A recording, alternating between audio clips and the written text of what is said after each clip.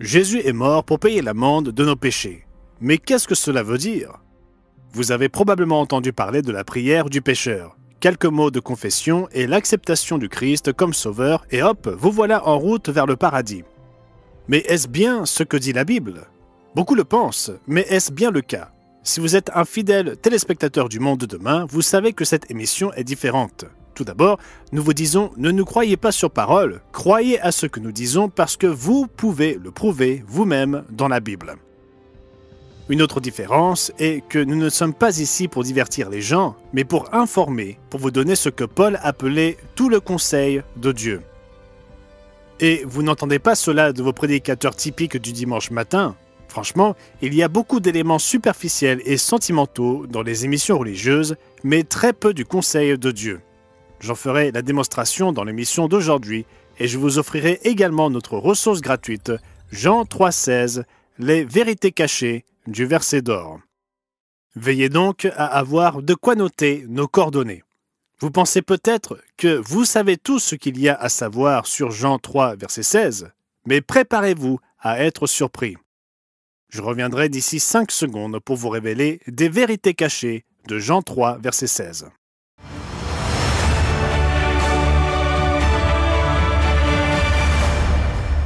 Je vous souhaite chaleureusement la bienvenue de la part de tous les membres du Monde de demain.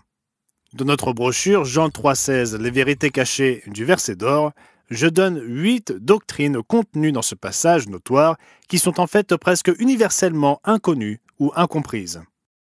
Jean 3,16 est parfois appelé le verset d'or, et à juste titre, mais presque tous les chrétiens, bien que familiers avec ce qu'il dit, sont terriblement éloignés de sa pleine signification.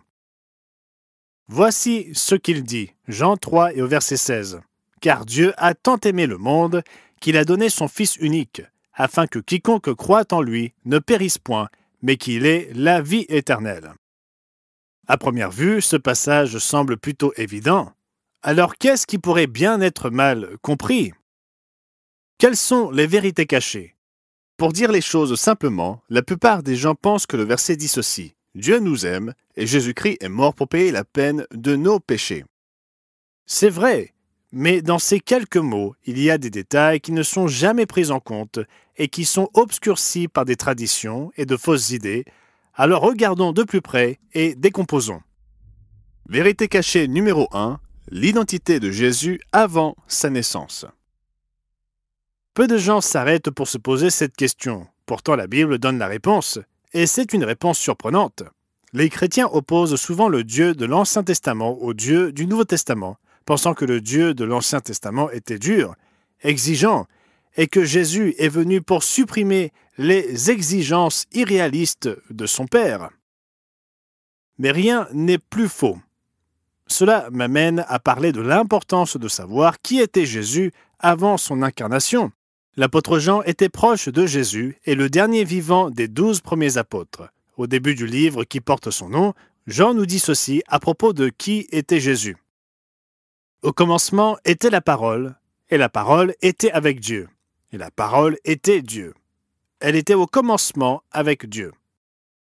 L'identité de celui qui était avec Dieu au commencement et qui était aussi Dieu est révélée au verset 14. Et la parole a été faite chair, et elle a habité parmi nous, pleine de grâce et de vérité, et nous avons contemplé sa gloire, une gloire comme la gloire du Fils unique venu du Père. Oui, le Verbe ou le Logos, le porte-parole de Dieu, a été fait chair. Jésus était donc le porte-parole de la famille de Dieu, et il était avec Dieu le Père depuis l'éternité. Mais remarquez quelque chose d'autre à son sujet. Revenez au verset 3. Toutes choses ont été faites par elle, et rien de ce qui a été fait n'a été fait sans elle. Combien de personnes sont au courant qu'avant sa naissance, Jésus était celui par qui toutes choses ont été faites? Et qu'entend-on par toutes choses? La réponse se trouve dans Colossiens 1, versets 15 à 18. Le Fils est l'image du Dieu invisible, le premier-né de toute la création. Car en lui ou par lui ont été créées toutes les choses qui sont dans les cieux et sur la terre, les visibles et les invisibles, trône, dignité, domination, autorité. Tout a été créé par lui et pour lui. Il est avant toute chose, et toute chose subsiste en lui. Il est la tête du corps de l'Église. Il est le commencement, le premier-né d'entre les morts, afin d'être en tout le premier. Il est clair que celui dont il est question ici et qui a créé toutes choses est Jésus-Christ. C'est par lui que toutes choses ont été faites, et toutes choses comprennent les cieux et la terre, le visible et l'invisible, et tout le reste. C'est ce que confirme Hébreux 1, versets 1 à 2.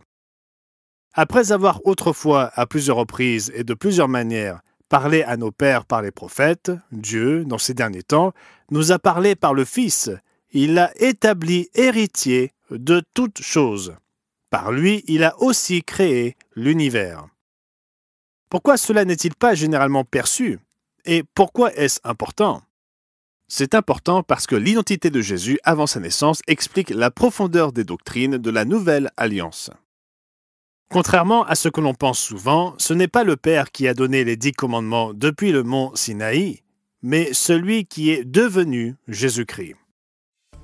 Je vais vous le prouver dans un instant à partir des Écritures, mais permettez-moi de faire une pause afin que vous puissiez prendre note des références bibliques et les vérifier par vous-même.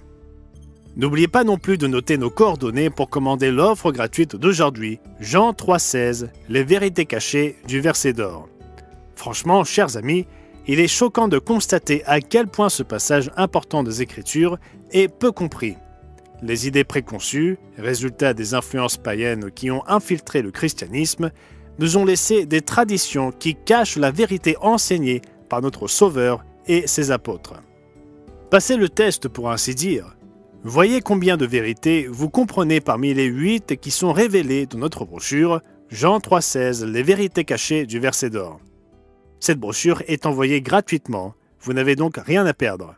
Il vous suffit d'appeler le numéro gratuit et lorsque je reviendrai, je vous prouverai à partir de la Bible que celui qui est devenu Jésus-Christ est celui qui a donné les 10 commandements depuis le mont Sinaï. Pour bénéficier de l'offre gratuite d'aujourd'hui, si vous habitez les Antilles-Guyane, appelez le 06 96 800 700. Et si vous habitez en Haïti, appelez le 509 46 59 93 82. Notre publication claire et concise vous aidera à comprendre les vérités essentielles issues des pages de la Bible. Si vous appelez pour la première fois, vous recevrez également un abonnement annuel gratuit à la revue du Monde de demain. 6 numéros inspirants traitant de l'actualité, de la science et de la culture moderne vous aideront à donner un sens à votre monde selon une perspective biblique. Appelez dès aujourd'hui et rejoignez les millions de personnes dans le monde entier qui se tournent vers le monde de demain pour y puiser la vérité, les sens des prophéties et l'espérance en cette période de confusion. Appelez dès aujourd'hui au rendez-vous sur mondedemain.org.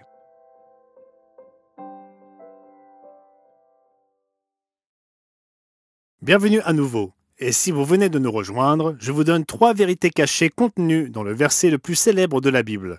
Jean 3, verset 16. Comme nous l'avons vu dans la partie précédente de cette émission, Dieu a créé toutes les choses dans les cieux et sur la terre, visibles et invisibles, par celui qui est devenu Jésus-Christ. Avant la pause, je vous ai encouragé à vous munir de quoi noter les passages qui prouvent de manière concluante que c'est lui, c'est-à-dire le Christ, qui a donné les 10 commandements depuis le mont Sinaï. Notez ces références et vérifiez-les par vous-même.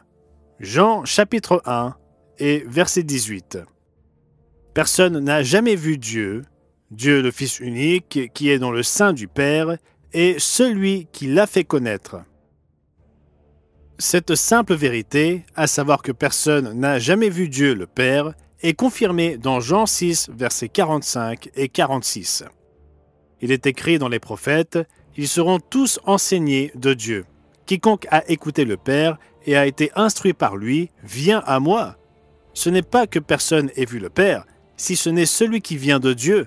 Celui-là a vu le Père. » Pourtant, nous lisons que Dieu a été vu au mont Sinaï, et ce par 74 hommes.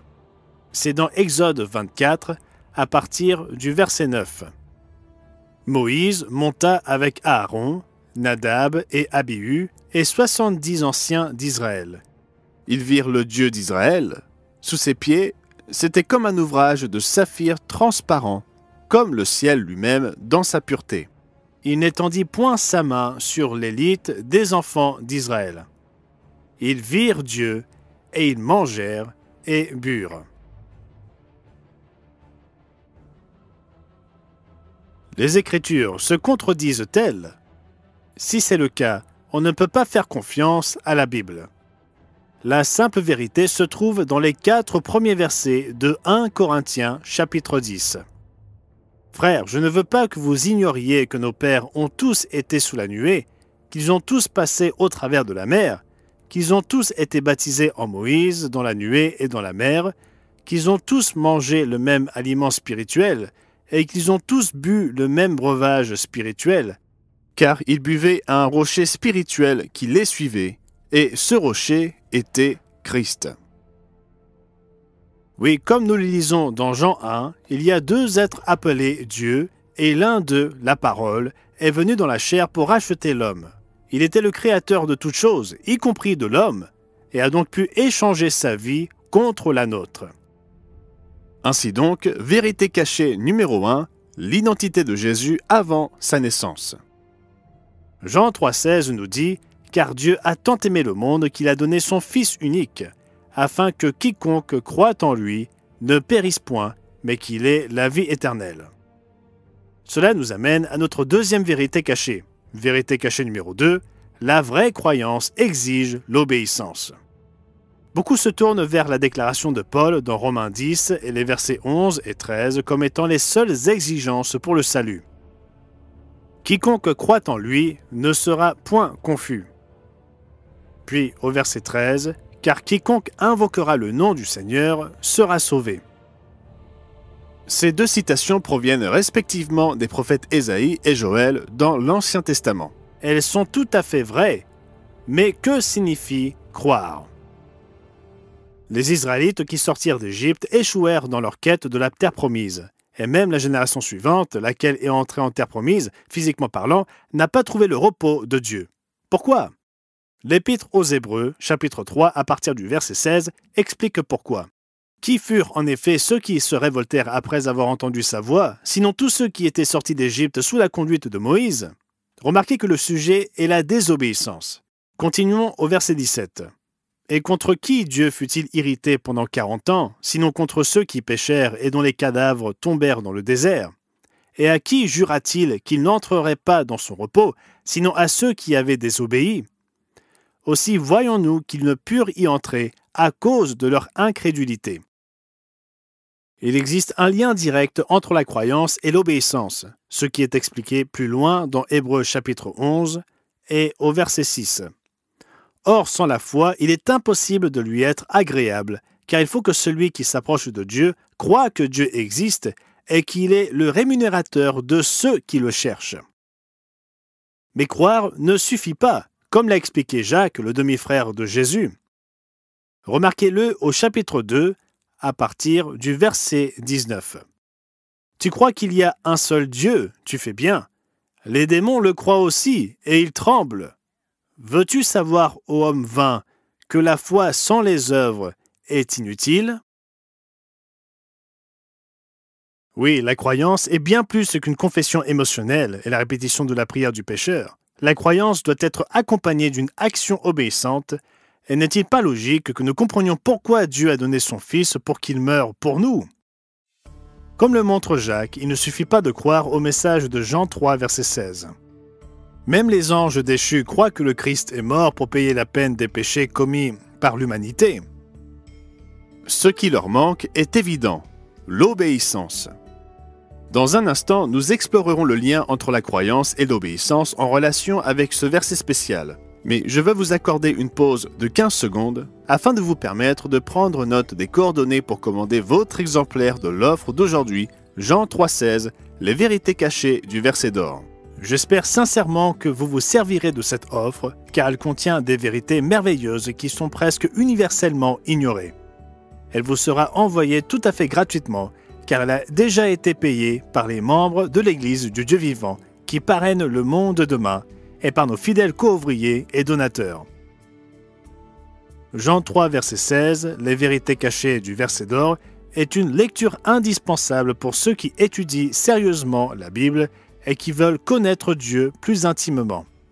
Commandez la vôtre dès aujourd'hui, et lorsque je reviendrai, j'expliquerai à partir de la Bible ce que signifie croire en Dieu. Notre publication claire et concise vous aidera à comprendre les vérités essentielles issues des pages de la Bible. Appelez dès aujourd'hui au rendez-vous sur mondedemain.org. Dans les églises dites chrétiennes, l'amour est souvent opposé à la loi de Dieu.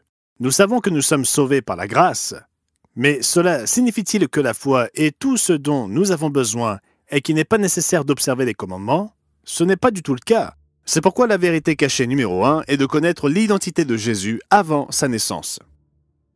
Comme nous l'avons montré dans une partie précédente de cette émission, c'est celui qui est devenu Jésus qui a donné les 10 commandements depuis le mont Sinaï.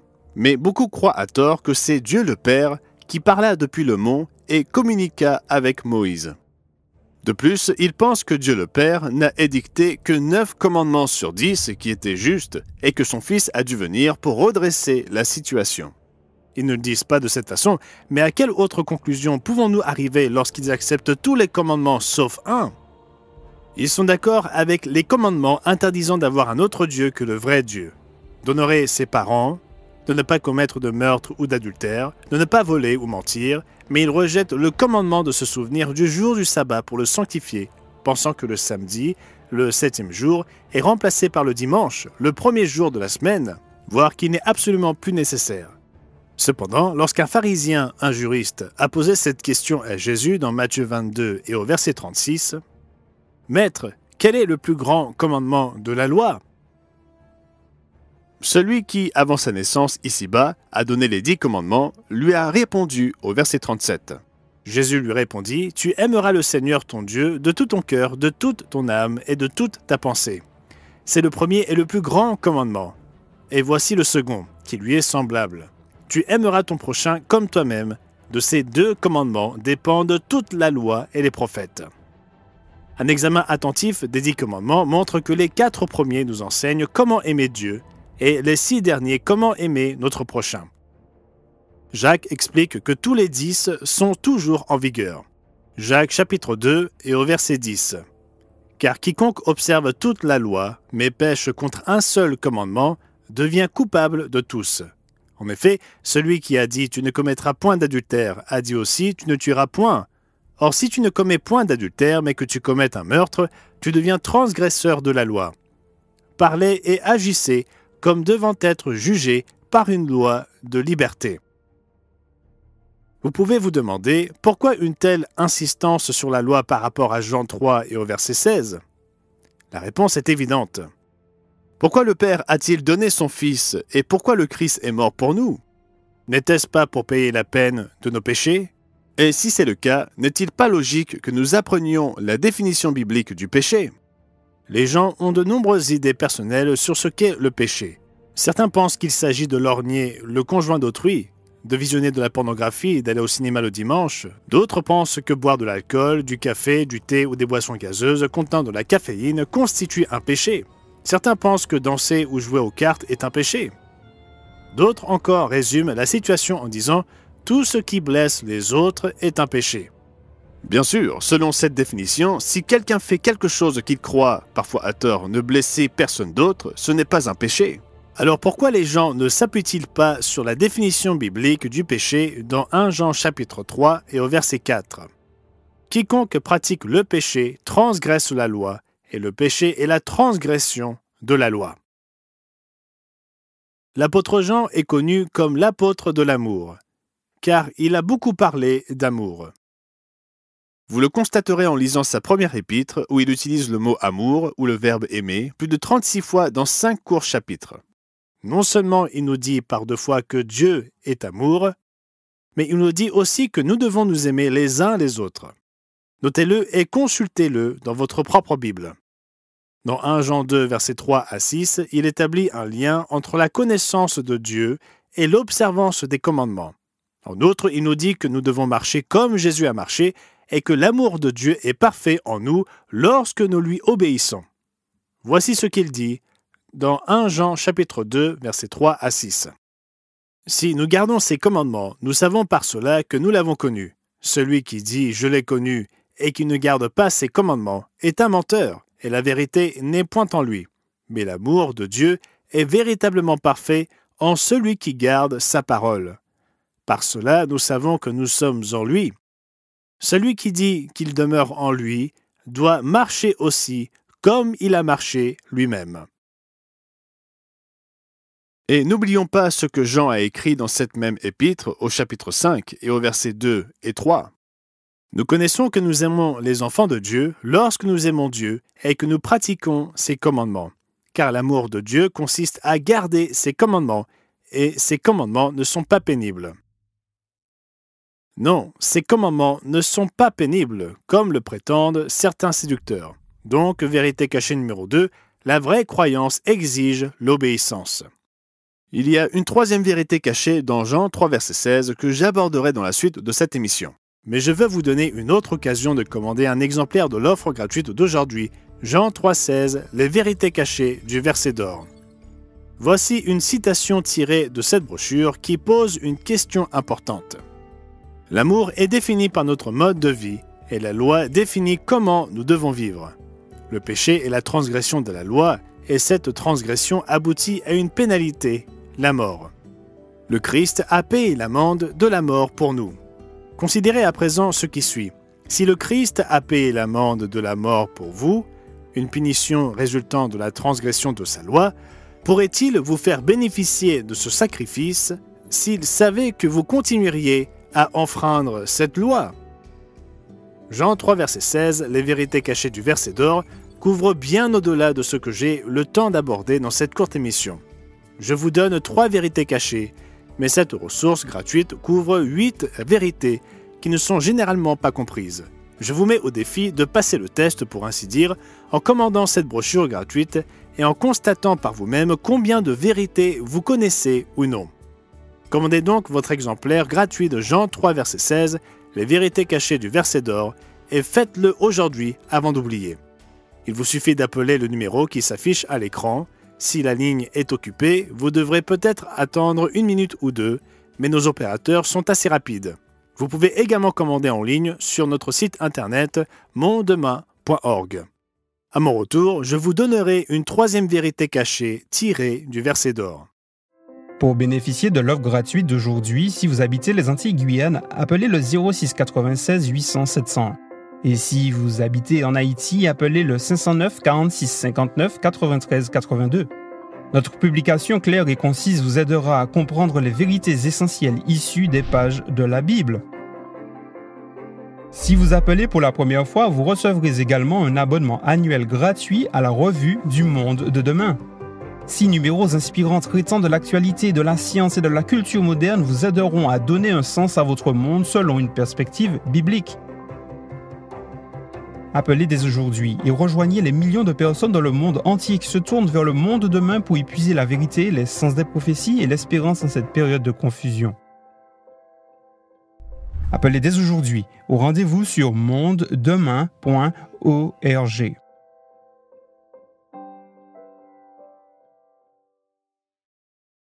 Dans cette émission du Monde de demain, j'ai révélé 2 vérités cachées qui se trouvent dans le verset d'or de la Bible, souvent cité. Avant cette courte pause, j'ai dit que je vous donnerais une 3e vérité cachée. Jean 3,16 commence par cette déclaration. « Car Dieu a tant aimé le monde. » Qu'est-ce qui peut bien se cacher dans ces 7 mots? En fait, il y a bien plus que ce que vous pouvez imaginer, mais vous devrez commander notre brochure gratuite pour une explication complète. Toutefois, concentrons-nous sur le seul mot « monde ».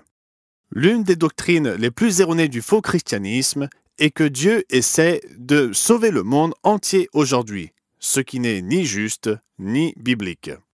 Considérez le fait que pendant la majeure partie des 2000 dernières années, la plupart de l'humanité ne savait rien de Jésus-Christ. Pensez à l'aborigène australien qui est mort 1 semaine après la crucifixion du Christ. Quelle chance avait-il?